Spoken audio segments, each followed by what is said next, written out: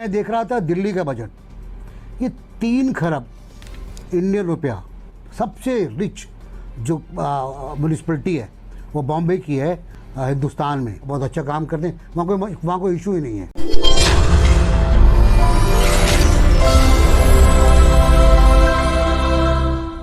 कराची के मसाइल का हल क्या है?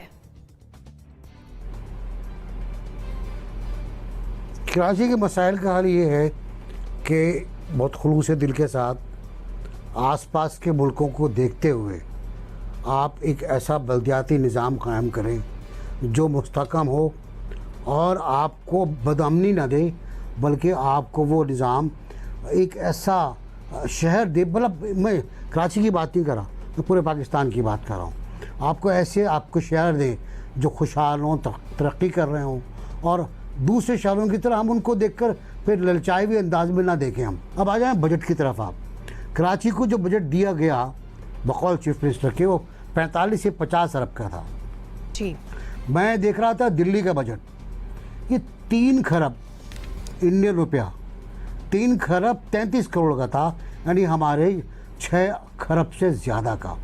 बम्बई की सूरत हाल भी यही है कि उसका सबसे रिच जो म्यूनिसिपलिटी है वो बॉम्बे की है, हिंदुस्तान में सबसे रिच जो है, उसका बहुत तगड़ा बजट है उसका। और उसमें 9 कॉरपोरेशन सात कॉरपोरेशन आती हैं, 7 म्यूनिसिपल कॉरपोरेशन आती हैं, और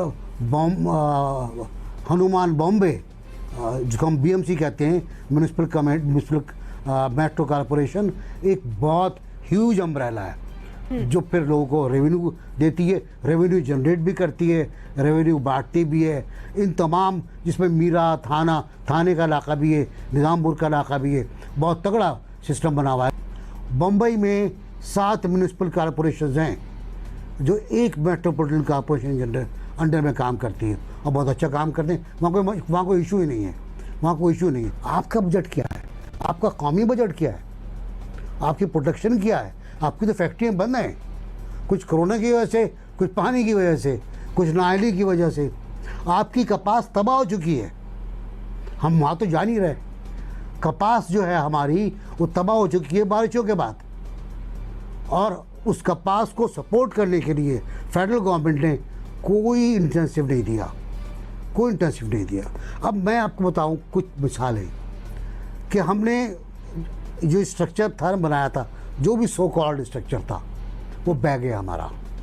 हमारी सड़कें बह गई, हमारे पुल टूट गए, हमारी रेलवे लाइन तबाह हो गई, हमारे घर तबाह हो गए। हम कच्ची बस्तियों में रहते थे, वो कच्ची बस्तियां अभी अब कीचड़ बन गई हैं, वहाँ लोग रहने में मजबूर हैं। फील्ड अस्पताल बन गए, वो कितने दिन चलेंगे? क्या चलेगा? मैंने इस शहर में लाशें उठाई हैं बम धमाकों के बाद। मैंने इस शहर को तबाह होते हुए देखा है दहशतगर्दों के हाथों में, उसको भूल नहीं सकते। और वही बुनियाद है इस शहर की बर्बादी की, खराबी की, वही बुनियाद है, वहीं से बुनियाद पड़ी। ज़िया-उल हक के दौर से मैं शुरू करूँगा। फ़िरक़ा परस्ती, नस्ल परस्ती और मुख्तलिफ़ सियासी जमातों को डिस्क्वालीफाई करना, शहर को तबाह करना, बर्बाद करना, यरगमाल बना देना, बत्ताखोरी, लोगों का कत्लेआम, सब कुछ ने हमारा जो बेसिक स्ट्रक्चर था, जो हमारी कराची की वैल्यूज़ थी, उनको तबाह कर दिया। लेकिन फिर कराची फिर उठ के खड़ा हो गया, कराची फिर उठ के खड़ा होगा, दोबारा खड़ा होगा। तो मैं समझता हूँ कि बुनियादी मसाइल जो हैं हमारे, उन पर हमें आना चाहिए। सीवरेज का सिस्टम हमारा तबाह हो गया, बारिश जो थोड़ा बहुत था वो भी तबाह हो गया बारिश के अंदर। हमारा ड्रेन तबाह हो गया, हमारे वाटर सप्लाई तबाह हो गई। और के इलेक्ट्रिक ने जो जुल्म किया हमारे ऊपर, वो तो कमाल का है, वो तो बदमाशी की हद पार कर चुका है। मैं 36 घंटे से अंधेरे में हूँ। जब मैं अगर अंधेरे में हूँ, वो इलाका जो एग्जम्प्टेड है बिजली की लोड शेडिंग से, फॉल्ट से, एवरीथिंग से, तो फिर जो छोटे मकान आते हैं, इजाबाद है, फेडरल बेरिया, लियाकताबाद, और फिर कच्ची बस्तियाँ हैं जहाँ एक बल्ब जलता है, उनकी क्या हालत होगी? उन पर क्या गुजर रही होगी? जल्द साहब, कराची में इस वक्त सड़कों पर किश्तियां चल रही हैं, पूरा कराची अंधेरे में डूबा हुआ है। क्या आप समझते हैं कि वफाक और सूबाई हुकूमत कराची के मसाइल को लेकर संजीदा है? बिस्मिल्लाहिर्रहमानिर्रहीम। देखिए, वक्ती तौर पे संजीदगी नजर आएगी, लेकिन बिल आखिर सियासत हावी हो जाएगी। बहुत बहुत दुख की बात यह है कि अवाम की जो तकालीफ, अवाम के मसाइल, उनकी जिंदगियां जहां तबाह हाल नजर आती हैं, उस पे भी यहाँ पे सियासत की जाती है, क्योंकि आप यहाँ पे क्रेडिट देना चाहते हैं। आपकी कोशिश है कि बाद में जब इलेक्शन आए तो उसमें मैं कह सकूं कि जनाब मैंने ये काम करवाया था। हालांकि ये वो चीजें हैं जहां पाकिस्तान के सारे अवाम एक हुकूमत के सामने एक ही, उनकी कोई भी पार्टी हो, वाबस्तगी किसी से भी हो, वो आपके लोग हैं, उनका ख्याल होना चाहिए, उनको रिलीफ मिलना चाहिए।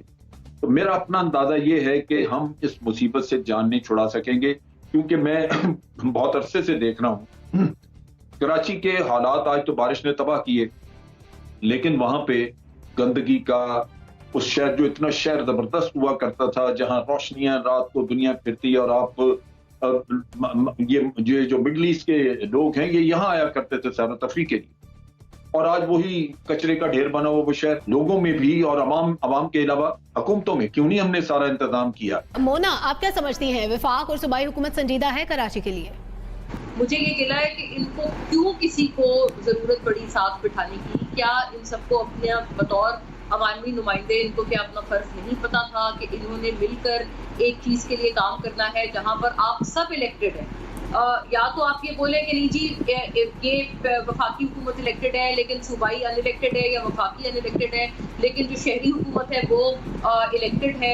इस किस्म की या तो बात करें, ऐसी तो कोई बात नहीं है ना। सारे लोग मैंडेट लेके आए हैं पब्लिक का, तो इसमें कोई शुबा नहीं है कि आपने काम करना है तो मिलकर काम करना है। या तो फिर पब्लिक ने अलग अलग वोट दिए होते, सॉरी सेम वोट दिए होते इन तीनों डोमेन्स में, या इन तीनों हुकूमतों में। ऐसा तो हुआ नहीं। तो इसके अलावा कोई चारा नहीं है कि आपने मिलकर काम करना है। इनको अपनी आईनी जिम्मेदारी का जरूरत पड़ी कि एक बीच में कोई मीडिएट करवाए, और पाक फौज ने मीडिएट करवाया, फिर ये आकर बैठे, फिर इन्होंने साथ कोई इतना अच्छा बेहतर एनवायरनमेंट बनाने की कोशिश की।